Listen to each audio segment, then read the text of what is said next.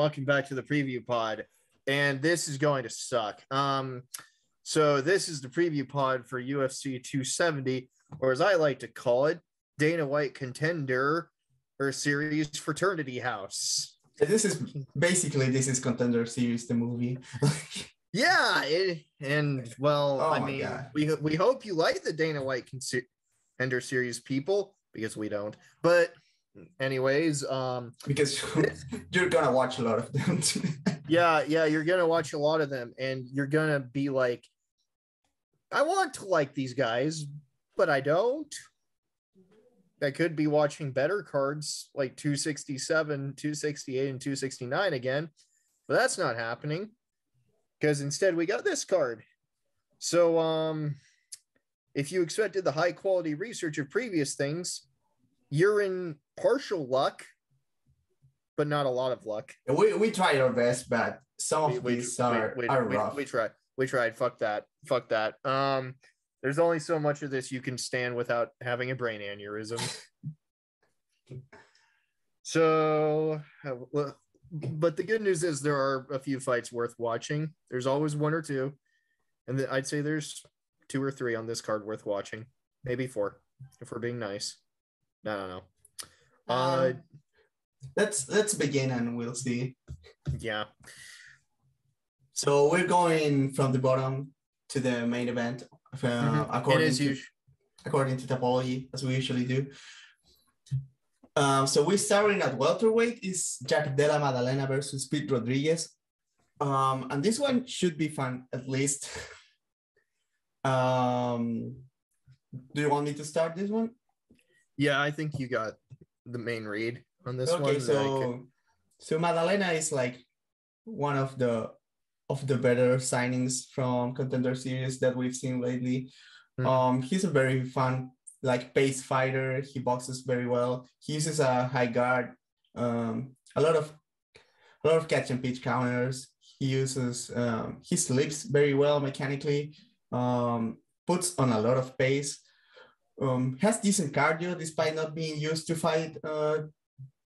His fights go in the distance most of the time, but yeah, I mean he's fun to watch. Pete Rodriguez on the other hand, it's like, I don't know, he's very raw. He looks like he has like decent hands. Like you can tell he has work on his boxing. He has a few knockouts. It's kind of hard to get a read on Rodriguez. Yeah, I mean the fights go fast. Most of his fights are like early knockouts. He punches well at least, but we don't know. The thing is that he's up to a fight and Maddalena forces you to fight, so this should be fun. Maddalena really puts the pace on you. I think his main weapons is jab in particular. Like he's really active with it. You also see little lever punching even off of shifts from him, so it's like it kind of feels like there's a big experience gap here. Maddalena is going to get hit, but it's probably more likely he'll hit you a lot more. Getting hit by Rodriguez is dangerous, so Rodriguez should be like a live dog on this one. But I mean, logic pick here is Jack Della Maddalena I'm picking him by knockout on the second round. Likewise, yeah. Our second fight is actually, did they move the positioning of this? Yeah, fight? This was on the main card, like on Sunday. Yeah, so topology, but ridiculous. So anyways, this is one of the fights that we actually do care about. Prelim at featherweight, 3-rounder between Ilya Topuria, prospect, and kind of, would we say gatekeeper, journeyman Charles Jourdain? I mean, one half in prospect territory, the other foot on journeyman, yeah. But action fighter, let's put it like that. Yeah, this fight, I think as long as it lasts, is going to rule. Topuria, I think, is like considered one of the prospects people should be keeping an eye on just because his pressure game, his sense of distance, his shot selection. In particular, I love his body attacks off the resets. It's check hooks in particular are his best punch. I worry a little bit about his offense being his best defense because you'll see him take himself off the center line so much and kind of overextend. But on the other hand, he's also such an offensive dynamo that you can see that he's just really consistent and an excellent. I did see some worries with his defensive ring craft. And I'm wondering if we might have a potential issue where if his offense doesn't get to you early and he's able to be stalled out, we might get an issue where he gets like tired out. Yeah, I think the main concern for Topuria on this one is if the fight goes late. Jourdain's very dangerous late in the fight, and Jourdain also like used a lot of weapons to tire you out. He attacks the body consistently. He kicks high a lot to, and his main like objective when kicking high is like hitting your arms very hard. He kicks the body and he doesn't mind if he's kicking your arm as well.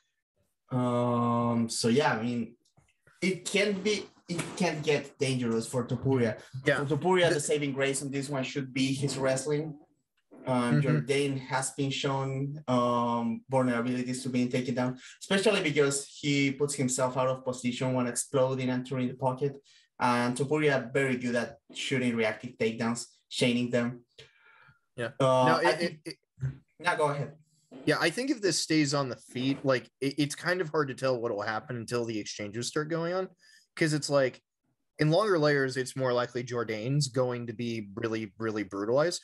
Though I can see Jourdain's like transitions into the clinch that he showed against Andre Ewell, and that awesome ass kicking, just to kind of like being a good thing to use against Topuria here. I think this is kind of even on the feet if Topuria is pressuring. If Topuria like starts conceding ground, I think Jourdain fucks him up.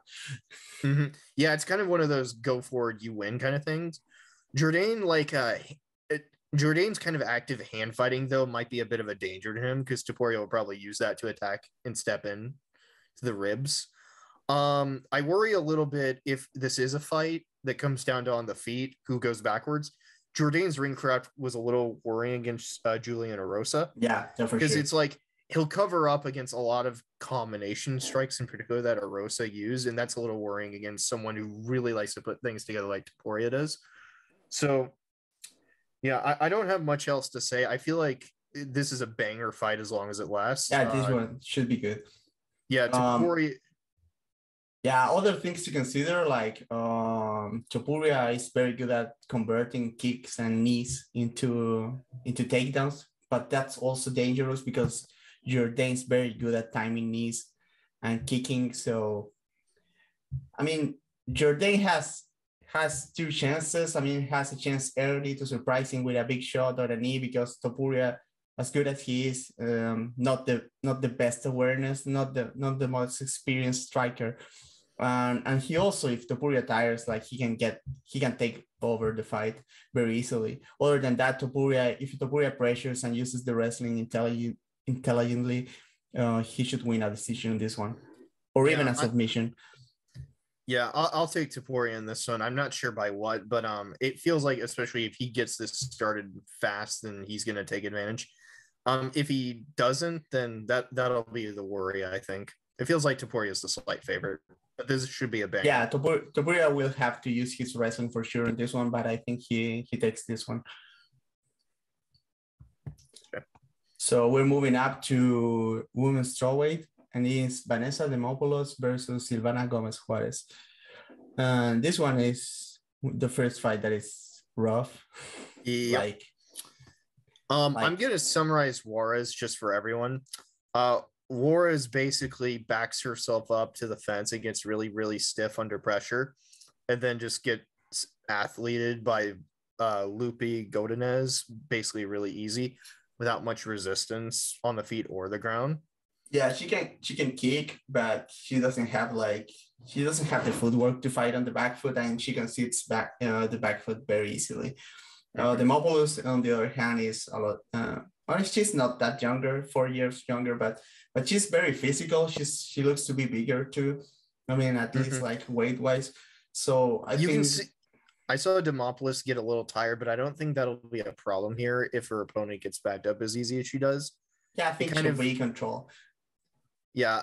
So unless Juarez did what Demopoulos is, I think what Aldrich did, which was reactive shot her a bit. This is kind of Demopoulos' fight to lose. Yeah, Juarez probably a decent grappler if she gets top position. Most people from South America are, but But yeah, I'm not counting on her taking down like an American fighter, to be honest. Like yeah, I'm choosing the Mobiles by decision, but yeah, I'm not really looking forward to this one. Mm-hmm. Yeah. Okay. I don't really care either way. Demopolis by decision. Who cares? Next up is bantamweight. This fight's somewhat interesting. I'm gonna butcher the name because I'm terrible. Rione Barcelos versus Victor Henry. Barcelos, I think, was on a lot of people's radar after that Taha win about a year and a half ago. He's only appeared once, and I think a big reason a lot of us like Barcelos is that he's very kind of Aldo-esque. When you say Feño? Yeah, I mean, yeah, Barcelos is cool. Like he has an active jab, he can low kick, very good on the counter. He kind of like pushes his punches a little bit from my test, but he still got decent pop on them, and very aware with the footwork. Can check kicks. Does a lot of the things that we enjoyed about like Riraldo Barcelos can do. Plus, he's a willing wrestler and a very decent one, and on the ground, very good controlling grappler. Mm-hmm. So yeah, I think he has it all, to be honest. Like so. He's a very good fighter. Yeah, there's a lot of like little fundamental moves that don't really appear great by Barcelos, but he uses them constantly to create and deny entries or mess with expectations. In particular with the counters, kicks and punches, you'll see like he'll often like pair the kicks off of the hand fight into high or low kicks or for more counters. That's probably his bread and butter. Yeah, some things with the mechanics could use some work. Like for example, Yes. I said he pushes his punches, but that helps with the counters because he has this short trajectory in the counters and he's very accurate with them. Yeah, he's very surprising on the counter and is very versatile there, in particular with the check hook, I'd say. My one worry for him has been since I've seen him, I do worry about some tendency to go into the fire a little more than he needs to. And maybe if longer exchanges against the savvy enough counterpuncher happens, that might be a little dangerous for him. But I don't really think this is the fight where that's going to happen. Yeah, Henry's a guy that throws a lot of naked kicks, and I don't think Barcelos should have any trouble with that. The base is not very high, and Barcelos has like decent footwork to avoid like getting trapped in firefights. Henry's very tough and can throw wild in the pocket, so he has a chance. Also, like competent grappler, so maybe like in a crazy scramble he has a chance. But really, this one's rough for him. Like, yeah, I wasn't too impressed with Henry's ring craft in particular. Although, like, there's always a question of like, since Henry comes from Japanese MMA side of the world, like transitioning from a ring to cage, what that does for you. But he kind of makes up for it with like his like grappling and like being pretty strong in the clinch. But there's not a whole lot to say on the feet, to be honest, and that's kind of the concern because with Barcelos, you kind of see a guy who can kind of be well-rounded and capable everywhere. And with Henry, you kind of don't see that. Yeah. So it's just a levels fight, really. Like, it's cool that we get to see Barcelos and hopefully he looks fine. But Henry is not, I don't think he's not the opponent to showcase anything new from Haoni. Mm-hmm. Yeah, I think Barcelos by late finish or... picking submission round 2. Mm-hmm. Yeah, I'll take late TKO. All right. So we're moving to women's flyweight. I'm gonna let Feño try to pronounce this name because it's more this fun. one is a hard one. Like we have flyweight and this Jasmine Jasudavicius versus Kay Hansen. Jasudavicius. Jasudavicius. Let's go with that. Yeah. Okay. So I'm pretty sure so Jasudavicius like aggressively will pursue the clinch. You can tell she's really physical. The thing is, her defense is god awful. Horrific. And so the moment I saw Hansen kind of throw in some combo and have like a little bit more craft on the feet and in terms of like the clinch and wrestling, it kind of became really hard for me to pick against her here. Yeah, I think Hansen is going to muscle her up. especially in the clinch. And the thing with Jasmine is that she doesn't have the tools to stay away from the clinch. He throws and she ends up there all the time. I think she also is like used to being the more physical fighter, and Hansen is very strong.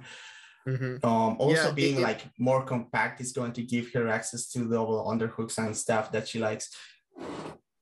Yeah, and even if Hansen isn't the more physical one here, she's at least the more experienced one and like the more processed on the feet, and that might just be the difference. Yeah, I mean Hansen is both younger and more experienced, and that's always like a good edge to have in a fight like this.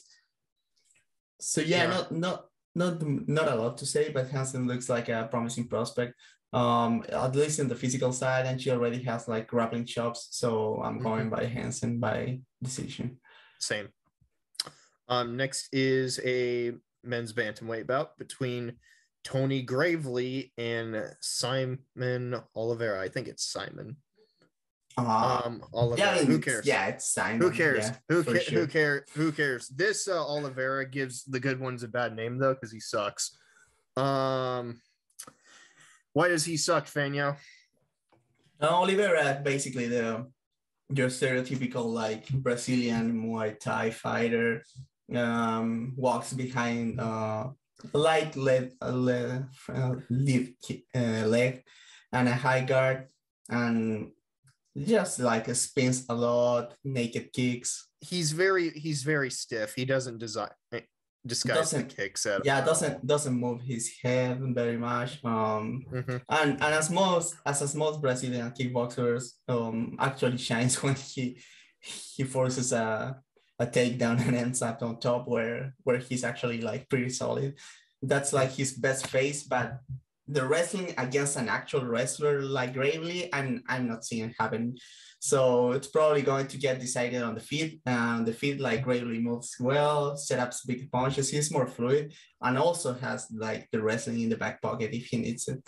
Yeah, I mean, Oliveira is also coming from Dana White Contenders Series, and Gravely is more experienced than he is by a lot. And so it's like, although Gravely lost that last fight, you can tell there's like process there. Yeah, he's more experienced at a higher level too. So. Yes, too. Like Gravely is a little open on entry, which is kind of how he got knocked out in his last fight. Though, albeit that was a comeback because he did knock the guy out at the first.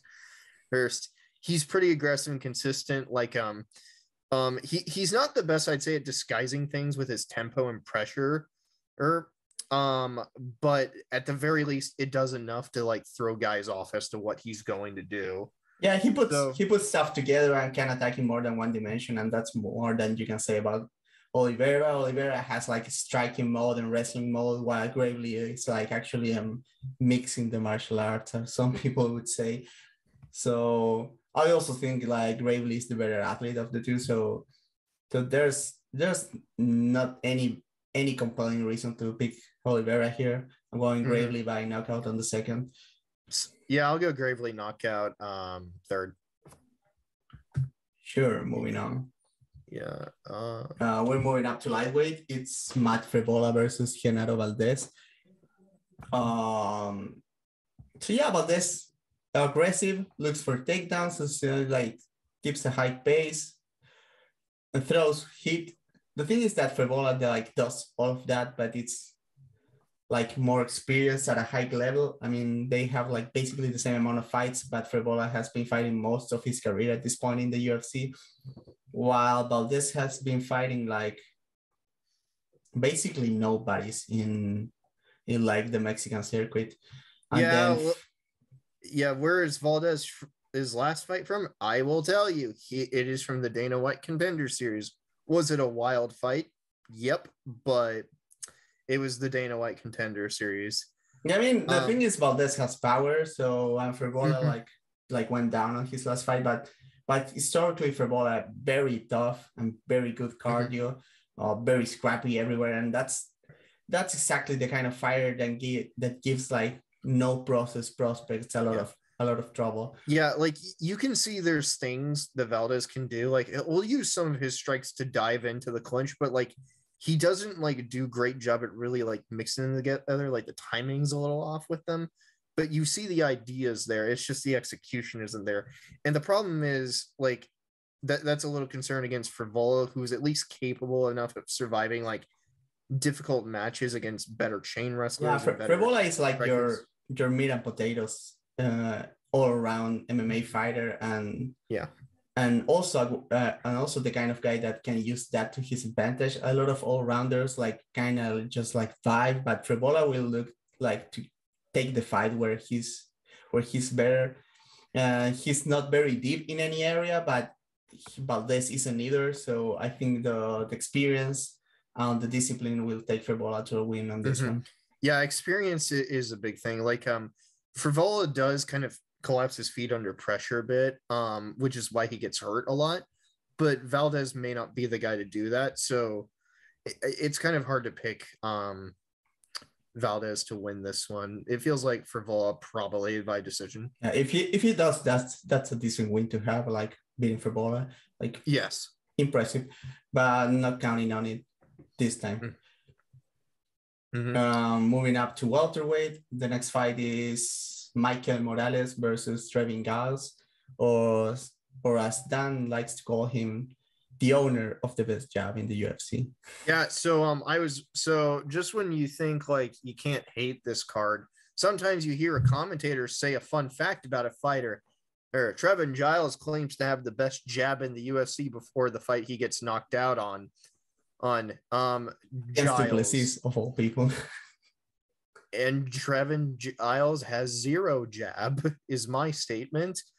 You can tell he's really fast though, but a lot of his movements incredibly extraneous, Jackson Wink bouncing as I call it. Yeah, also interesting to see how fast he will look like dropping down a weight class, because he does. That's a fair point. He didn't look like a small middleweight to me, so he's going to be probably very big at this weight class.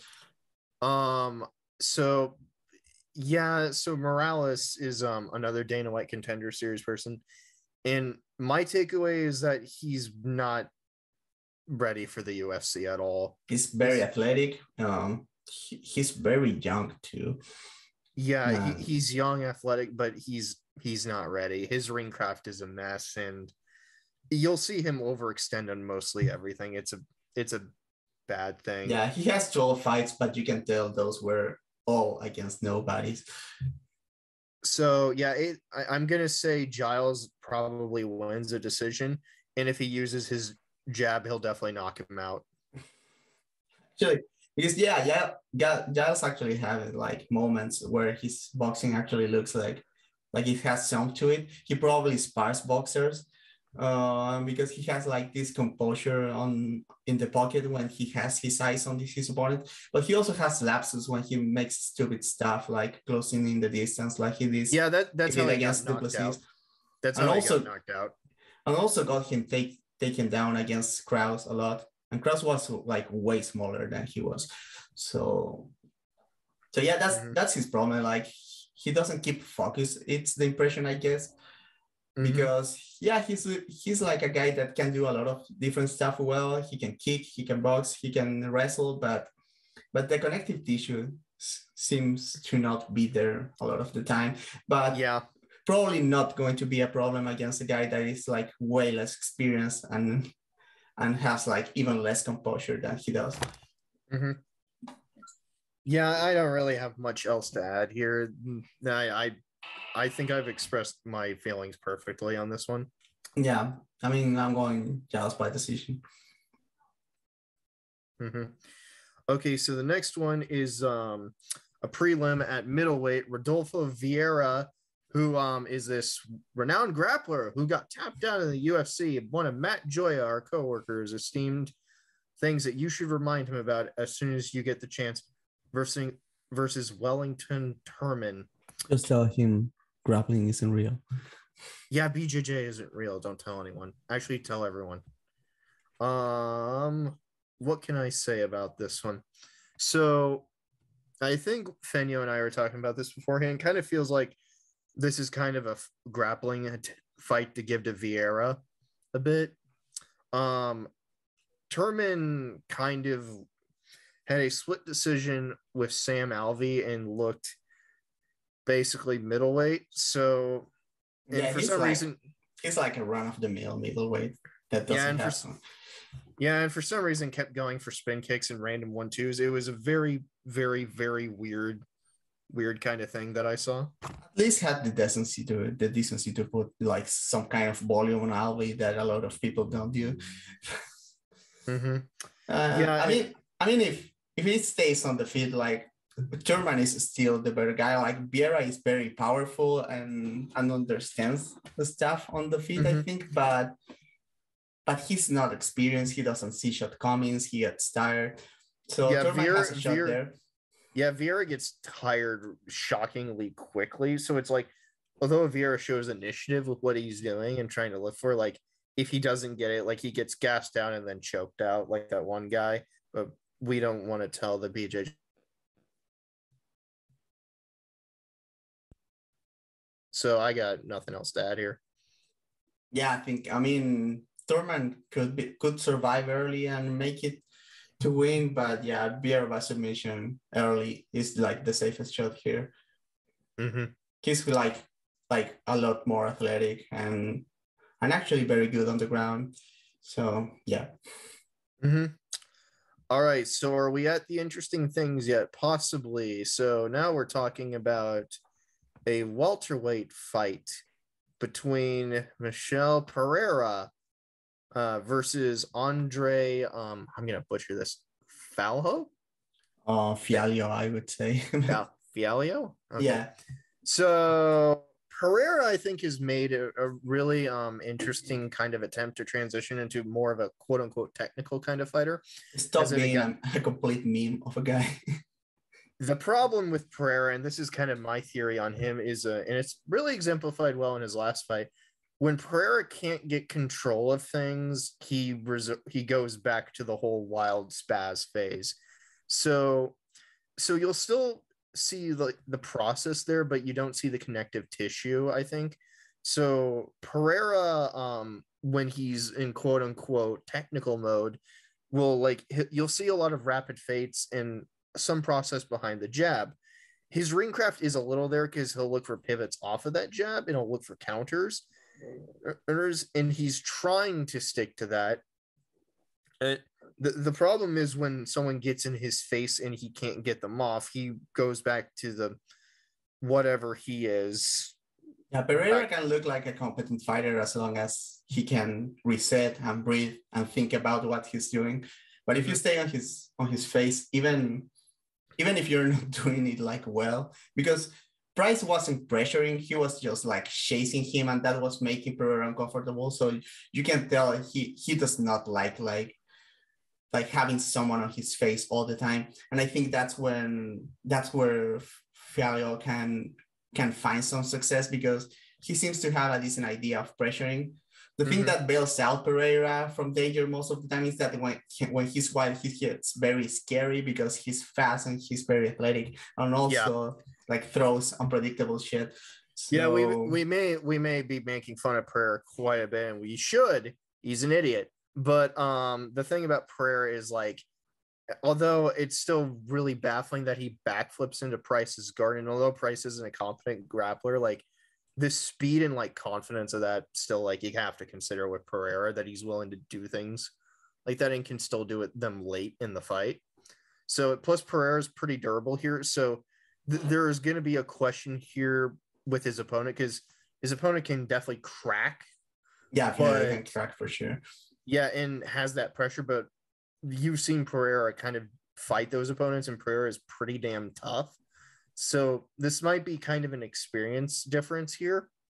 So I think it might be a somewhat fun fight to watch, if not a little ugly at points. Yeah, probably. If Andre doesn't get scared of Pereira and just keep pushing for the pocket, this should be very fun to watch. But also if he goes his space, like Pereira is also watched to find if you let him freestyle.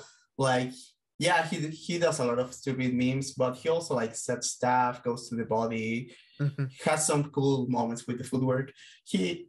I understand why some people like to believe that Pereira is very good, because he has some moments. But the thing is that I'm not sure he can execute that under pressure. So it would be interesting to see if Fialho brings that kind of pressure to this fight. Either way, it should be a fun fight. Yeah, it's good that Pereira's trying to make a direction towards a more processed fighter. The thing is, you can kind of tell it isn't like natural to him yet. So yeah, that's the thing. But at the very least, that will mean he's somewhat entertaining to watch, I think. So this fight will probably be entertaining, but it kind of feels like there's an experience gap there. So I'll take Pereira by decision. Pereira by knockout. I'm taking the risk, but yeah. But look out for this one. I mean, if you want to watch few fights, one of them should be this one. Yeah. So next one is a bit of an interesting fight on paper. The bantamweight fight between Cody Stamann and Said Nurmagomedov.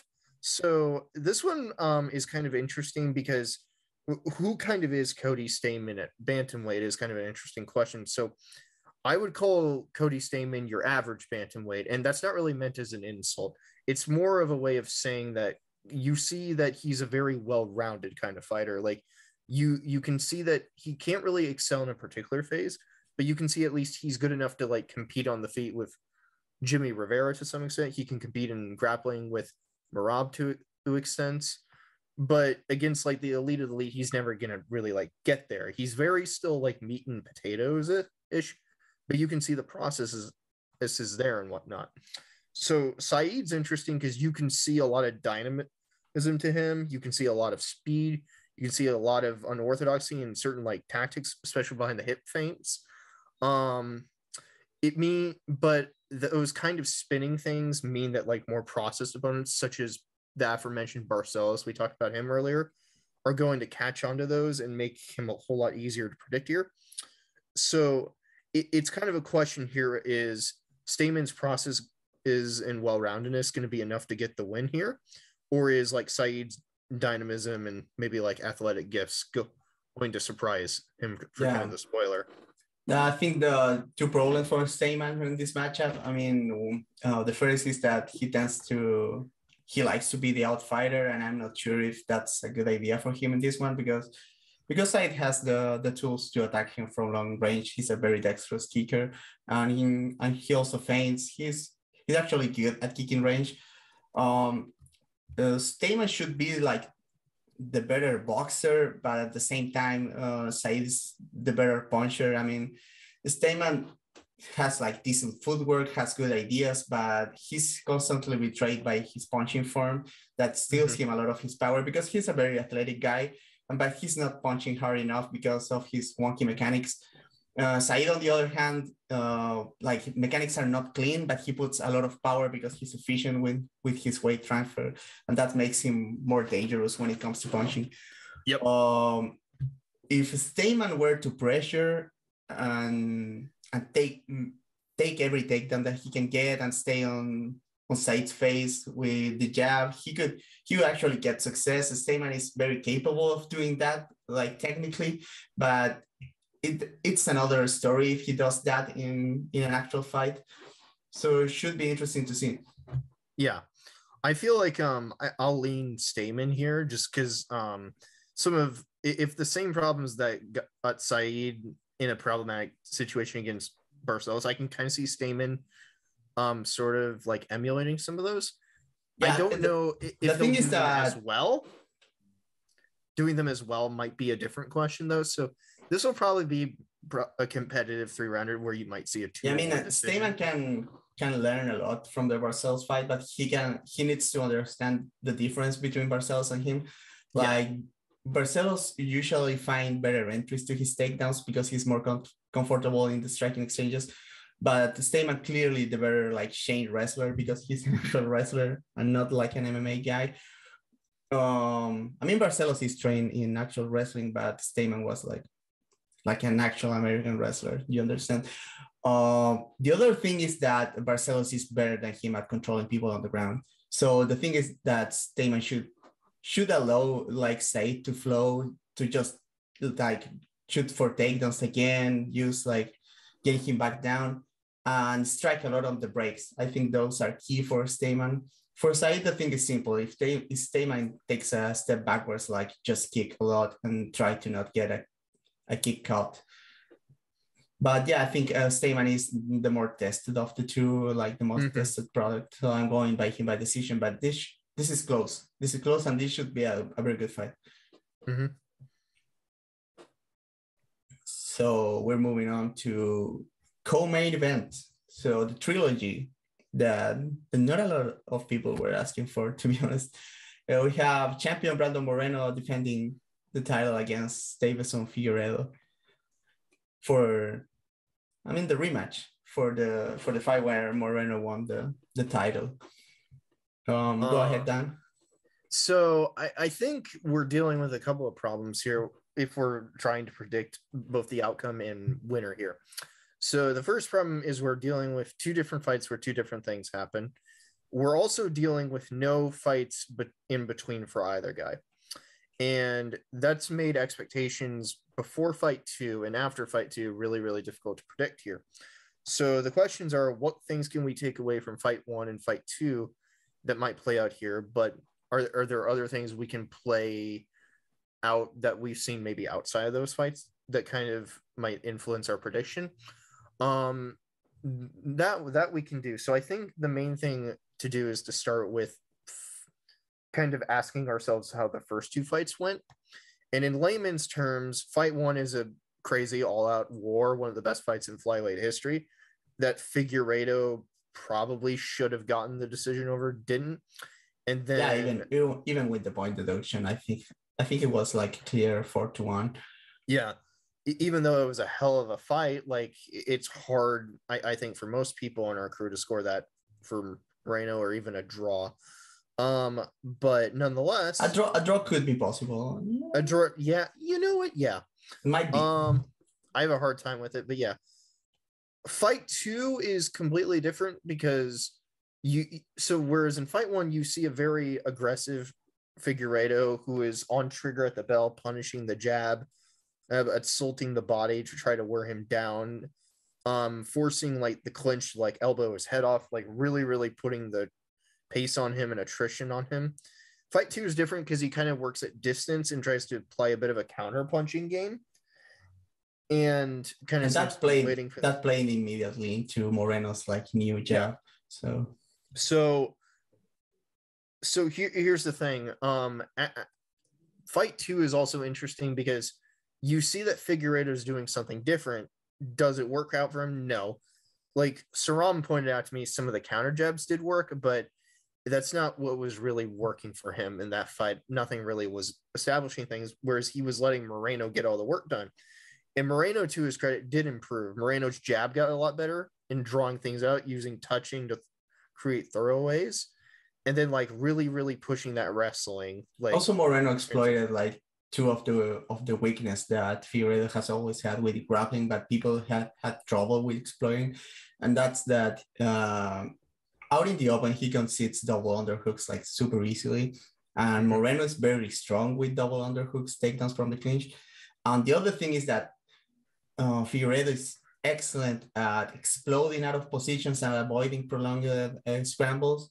But if you can set him down on his back, he doesn't have a lot of depth to his grappling game.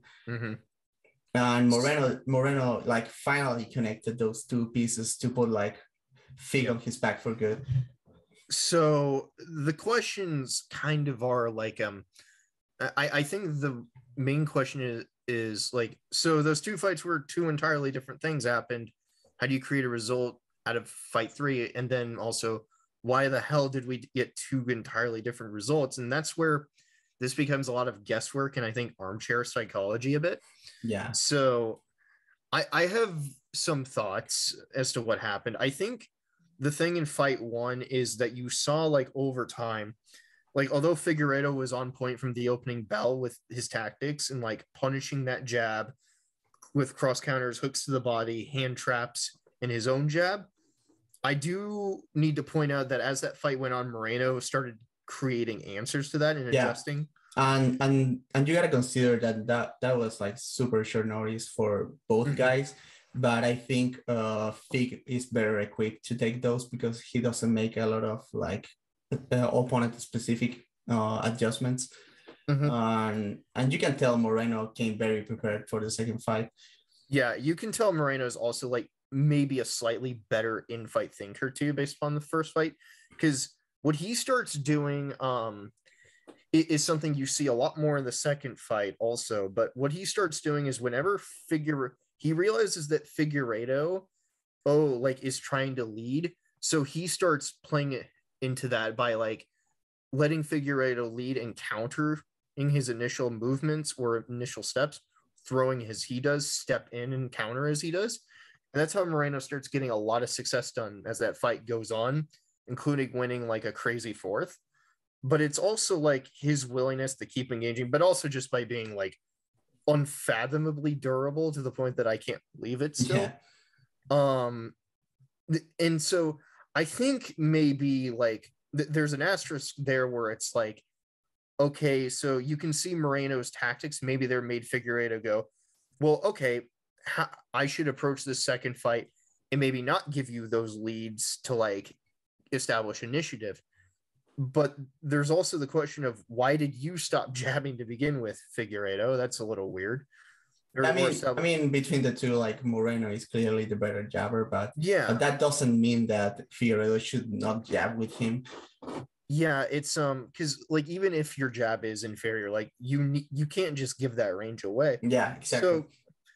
So the other questions are like if Figueiredo is attempting to do something different, that's totally possible. Because I know someone pointed out to me the other day, yeah, he was trying to emulate Kamaru Usman, which is no comment. No comment on that one. So as good as Usman is, not everyone can be Usman. Let's just put it like that. Or Saram also suggested there was a botched weight cut because, I mean, Moreno dropped him with a jab, and I've seen people get dropped by jabs because jabs can hit you really hard sometimes, but it's also like, it's still weird that someone who previously had never been like hurt that much suddenly gets dropped by a jab. So, but also you gotta consider like Figueiredo was starting to get hurt at some point because even in the fights where he dominates, he takes a lot of punishment. Yeah. It's just that his durability has masked a lot of that. Like for example, the ass kicking he put on Pantoja makes you forget that Pantoja hit him hard a lot on that fight. Yeah, and Figueiredo's like 34 too, and that does like catch up eventually. So yeah, he's all for the weight class, and you can tell he got an insane amount of weight. Yeah. He's incredibly lean too. That probably doesn't help either. So yeah, it's weird because again, like I said, we're doing a lot of guesswork here. I feel, especially me, for why fight 2 is so different than fight 1, because it's like we can totally just say Moreno definitely improved, which he did, but we're still sitting here going like, why did Figueiredo go the way he did? Because that's still bizarre.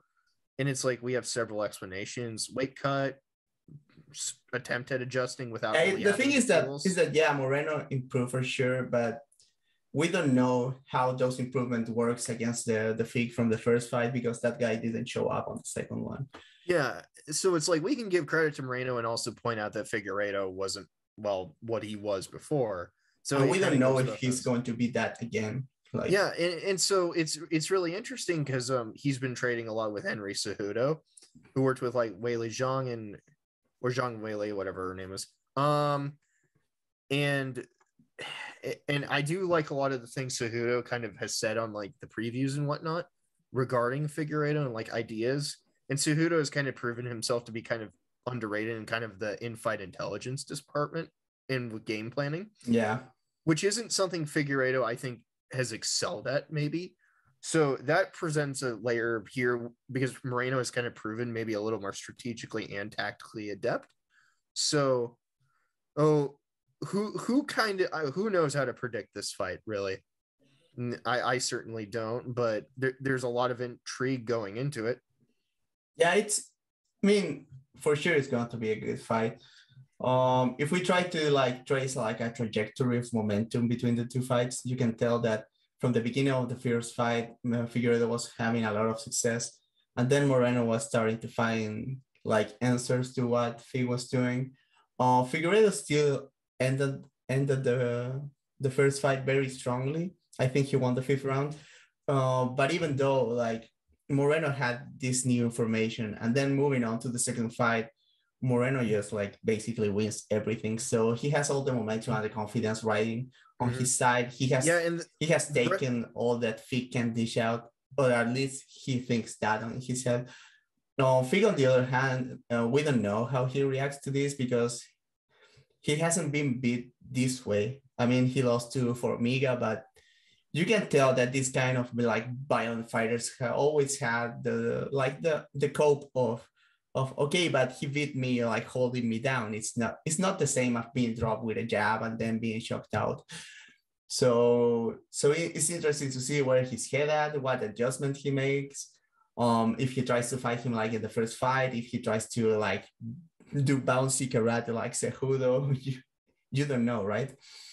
Yeah, I think at the very least, like this fight will be really, really interesting just to kind of ask where both guys are. And although it's kind of just really frustrating that we got to see nothing in between to kind of really assess it, but I mean, at the very least, this is a good fight, even if the matchmaking is weird. Yeah. I mean, it's understandable. I think Pantoja was injured, so they made this trilogy.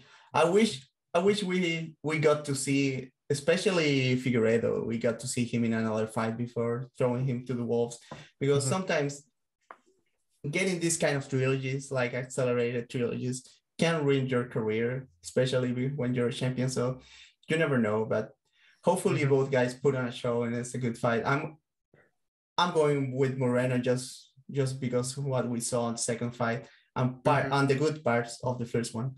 Yeah, I think Moreno's wrestling is still a big problem. Like the shows in fight 2 that we saw, especially, and how he was pairing that with his strikes.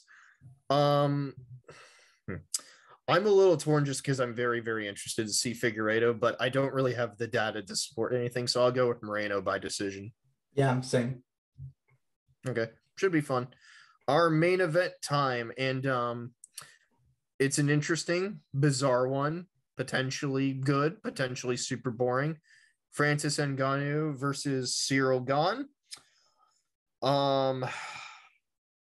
I'd say this fight on paper is almost 50-50, and at first I was leaning one guy, but then I saw a few things the other day that kind of changed my mind. But I think this is one of the more intriguing heavyweight fights, if not the only intriguing one we've had in a very, very long time. Yeah, at least fights between like former training partners are always like interesting because let's forget about the stupid footage of Gannon on Francis sparring. I haven't seen it. I've seen like part of it and doesn't tell you anything really. But because without even seeing, I know for a fact that if they spar super lightly, like Gann like schools Francis, but that doesn't mean anything for this fight. So, but it's interesting because you get both guys have some information that other fighters don't have moving into a fight, and that's always interesting to see. So clear, the dynamic of the fight is super easy to understand. Francis wants to knock him out with the big punch. He will try to use his new tools of fundamental kickboxing. Gann, on the other hand, we know it's going to try to move around him, poke at him, use his feints, his lead side attacks from both stances, make him miss, and that's it. So can Gann stay safe during the fight, or will Ngannou find the ridiculous knockout? And I think it's very compelling. It might not translate to a good fight, but it's a very compelling fight, and I think it's for a change, a fight between clearly both the best guys in the division right now, and that makes it worthwhile. Yeah, it's an interesting fight, at least conceptually, and that makes its own fascination. But it's like it's not a fight between two guys who are inherently the most exciting in the world, especially Gane. Gane's whole thing for me is like I liken Gane to a bit of some variation of like the Jackson Wink outfighting Overeem we saw a few years ago. Because I see it's a bit similar to that, yeah. Yeah, and I mean Ryan came up with the whole Jackson Wink parallel, but that's how I see a lot of how Gane works. Like a lot of the same smoke and mirrors, like a lot of extraneous like bouncing and But feints. But you do see things with Gon's game that like Jackson Wink fighters struggle with, such as like a mechanically better jab, a superior kicking game, a lot of little tempo things. It's like the most intelligent fighters from Jackson Wade. He reminds me a lot of the striking of John Jones when John Jones was actually good. Yeah, except more of like an out fighter kind of focus and actually, having a jab. But and the problem most people have kind of had with Gon is that they just don't really know how to deal with someone who isn't really a meathead if you're a heavyweight most of the time. So we haven't really seen Gon like facing opponents who can really take him out of his comfort zone. So the question is Ngannou that kind of guy? And I think maybe. So the whole problem with predicting this fight is we're dealing with limited data, partially from Gon, but still with Ngannou. Also with Ngannou, yeah. Yeah, so Ngannou finally showed us a lot of looks in his last one because, for one, someone could last more than 15 seconds. Good job, Stipe. The thing with Ngannou is that you still see a lot of the patience counterpunching kind of procedures he uses, but you see a lot of more process now. You see the level changes, you see touching his way in, you see the level old attacks, you see more than like you see improved offense, some shifts, some pressure or cut you off. In particular, his jab is a lot better at touching the way in to set up the overhand. He'll attack the body. He's more urgent in the clinch. He's trying to kick on breaks. That's good too. Yeah. Even though the mechanics are pretty lousy. And you'll see him also shutting down a lot of single layer like offense. Like a lot of Stipe's attacks to the legs, like Ngannou checks consistently. Unfortunately, we didn't see Stipe's jab a lot at all in the last fight, and that would have gave us very important data for this fight, but didn't happen. So what's interesting? One of the things that Gon usually like surprises people with is that heavyweights are not used to a guy that big kicking you so constantly, because being kicked by a huge guy sucks no matter how big you are in return. And that's something that we don't know how Francis deals with kicks when he can't counter. Maybe he can counter immediately with a big punch and punch him out, but what if he doesn't? Like Gan is very big, agile, and can place kicks, very dexterous kicker actually for the weight. Mm-hmm. Some people are concerned about Gan when he walks back, because that's the way that Ngannou killed Rosenstruck on their fight.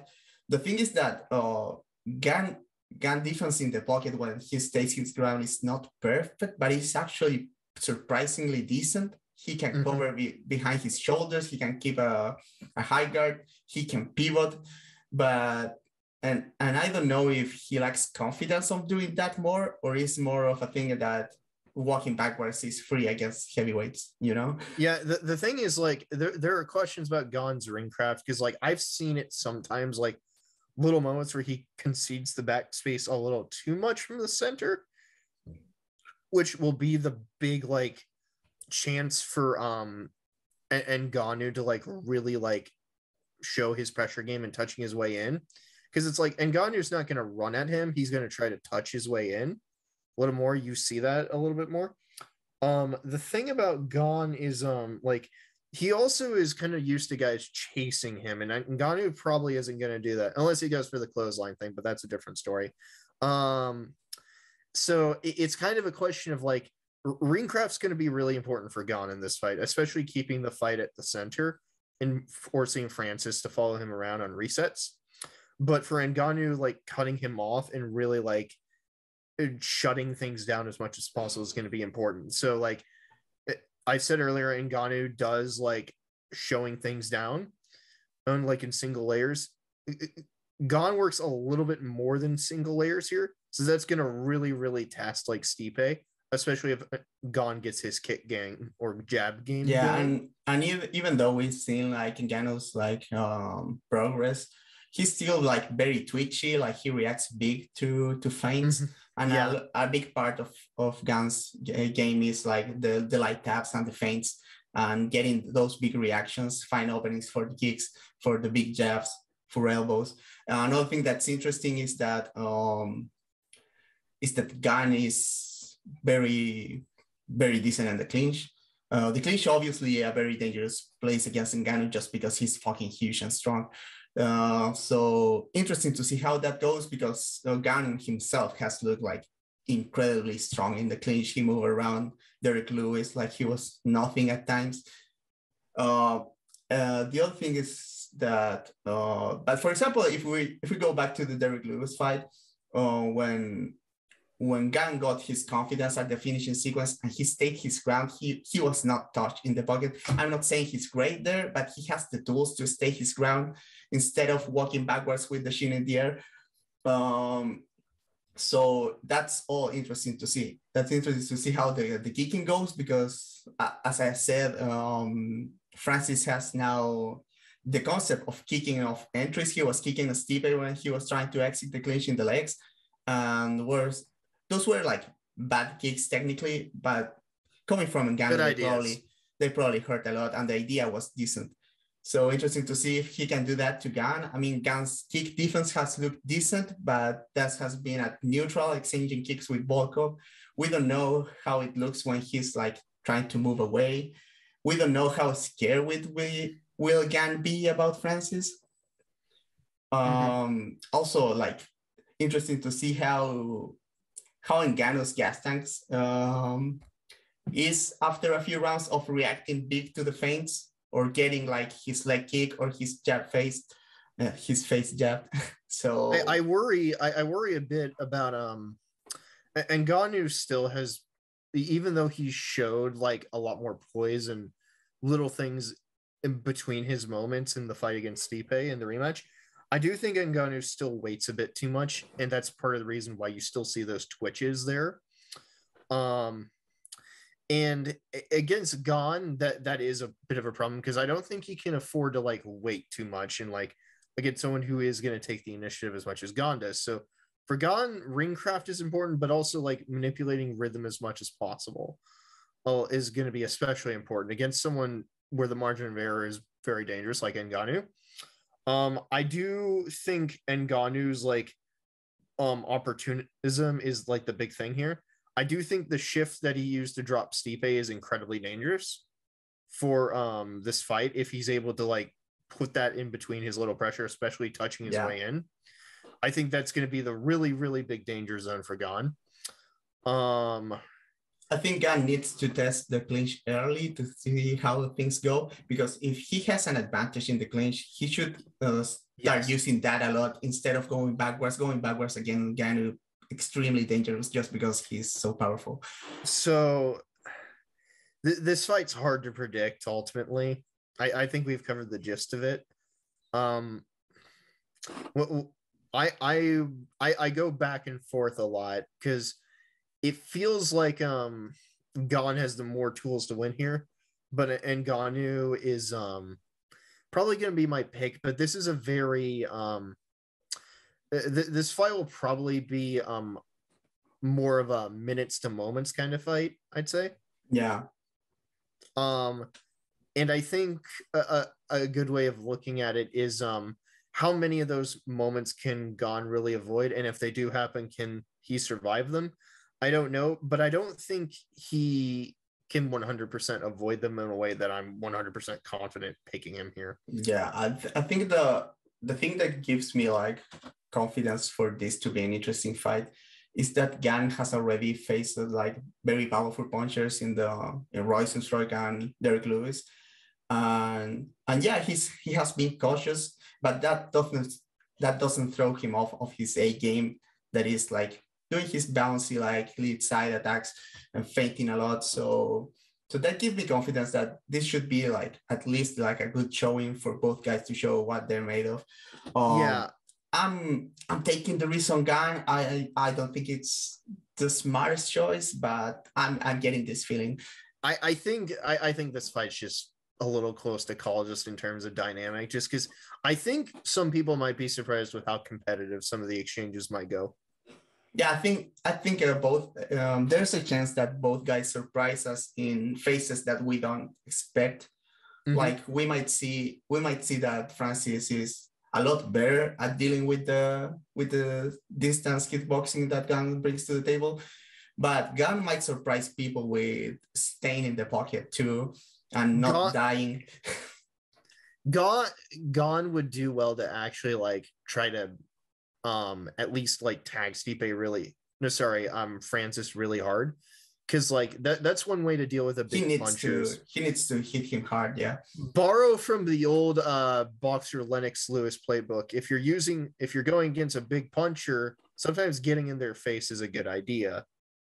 Yeah, it's super dangerous, but might be like it might be a good investment if you survive early. Yeah, because smothering a big puncher in layman's terms means they can't hit you. So Yeah, I think if Gunn like I think Gunn should try to land the power jab early. That's a very good tool that he has. If he just tries to go like tap tap and little leg kicks, I think he just gives Francis a good read on his game, and he doesn't want to do that. But yeah, it should be interesting. I mean, as we said already, might not translate to the most exciting fight, but it's very compelling, and it may this not will give translate. us answers. Yeah, So it may not translate to an interesting, no, sorry, a fun fight, but it might translate to a very interesting competitive fight. I'd say. yeah, I agree. So yeah, I think like there's no wrong pick here. It's an interesting fight, and I think at the very least, even if it sucks, it'll probably be worth watching in some way. Good Sure. divisional implications for a heavyweight. Yeah, I mean, I'm totally fine with this fight. I need a main event. So yeah, cool. I'm excited for both title fights on this card. Yeah, but otherwise, this card was pain incarnate. Yeah, But it could be worse. This is going to be like a super slow night. I feel like I'm going to be very tired for both main events. Yeah. So I'd say like in like conclusion statements, like the main events you should see Topuria Jourdain, Stamen Nurmagomedov might be fun. And the opener, yeah, Jack Della Maddalena versus Pete Rodriguez. Yeah, Watch and those. you should try to catch Barcelos Henry. Yeah, Barcelos, not because of his opponent, but because he's like a very fun fighter to watch. Yeah. Otherwise, I don't really. There's some intrigue, but this card is basically Dana White Contender Series. Yeah, the card is not great, but at least we got two good title fights out of it. So two interesting title fights. Yeah, it's not the last three cards, but that's to be expected. I'd give this card a 5 out of 10, but I'm being nice. Yeah, 5 out of 10. Being nice.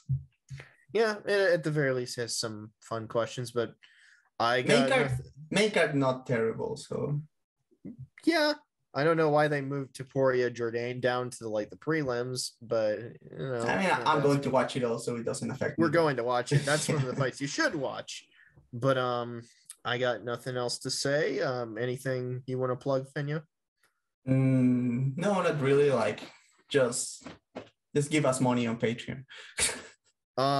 Yeah, if you give us money on Patreon, you can go to our Discord and try to engage us in intellectual talks, and I'll just find a way to make fun of you.